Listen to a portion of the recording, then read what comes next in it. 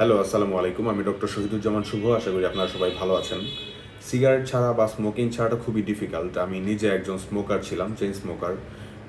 আমার বয়স ২৮ বছর বয়স, বাট আমি হাই স্কুলে ওঠার পর থেকে দীর্ঘ সময় আমি স্মোকিং করেছি। আমি চেইন স্মোকার ছিলাম, অনেকগুলো সিগারেট খেতাম।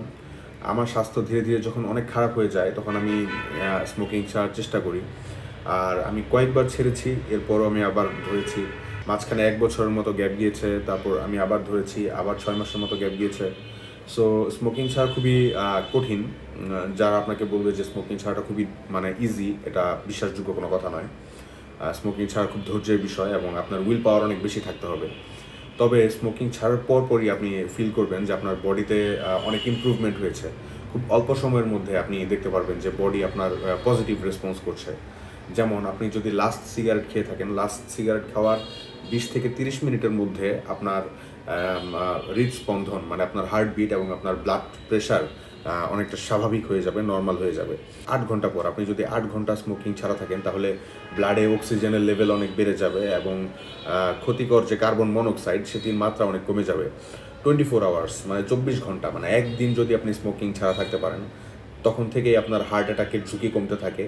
ফুসফুস থেকে কফ এবং ধোঁয়া পরিষ্কার হওয়ার প্রক্রিয়া শুরু হয়। ৪৮ ঘন্টা ২ দিন। ৪৮ ঘন্টা পর আপনি খেয়াল করবেন আপনার মুখের যে স্বাদ এবং ঘ্রাণ নেওয়ার যে ক্ষমতা সেটি অনেক উন্নত হয়ে গিয়েছে এবং খাবার আগের চাইতে অনেক বেশি সুস্বাদু মনে হবে, মজাদার মনে হবে। ২ থেকে ১২ সপ্তাহ ২ থেকে ১২ সপ্তাহ যদি আপনি স্মোকিং ছাড়া থাকতে পারেন, আপনার ব্লাড ফ্লো, ব্লাড সার্কুলেশন অনেক বেশি বেটার হবে এবং হাঁটা চলা, ব্যায়াম করা আপনার জন্য অনেক বেশি সহজ হবে। ১ মাস থেকে ৩ মাস যদি আপনি স্মোকিং ছাড়া থাকতে পারেন, তাহলে আপনার লাংসের যে ক্যাপাসিটি সেটি অনেক বেশি 30%-এর মতো 40%-এর মতো ইনক্রিজ হবে এবং আপনার কাশি এবং শ্বাসকষ্ট অনেকটাই কমে যাবে।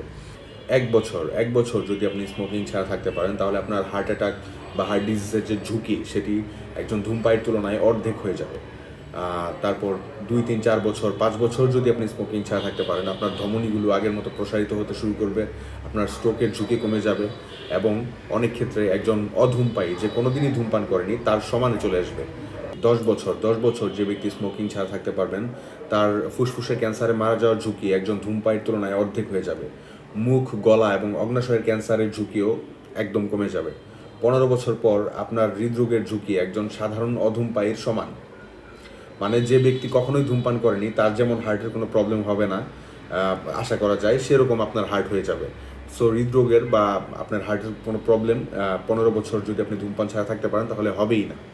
সো এই যে ধূমপান ছাড়ার যে বেনিফিটস, আপনার এই সব কিছু চিন্তা করতে হবে, আপনার নিজের ফ্যামিলির কথা চিন্তা করতে হবে, আপনার ধূমপান ছাড়ার আপনার মাল্টিপল অ্যাটেম্পটস নিতে হবে, তাহলে আপনি ধীরে ধীরে ধূমপান ছাড়তে পারবেন। ধূমপান ছাড়া ইজ এ ডিফিকাল্ট প্রসেস। এটা আপনার দীর্ঘ সময় চেষ্টার ফলে আপনি ধূমপান ছাড়তে পারবেন।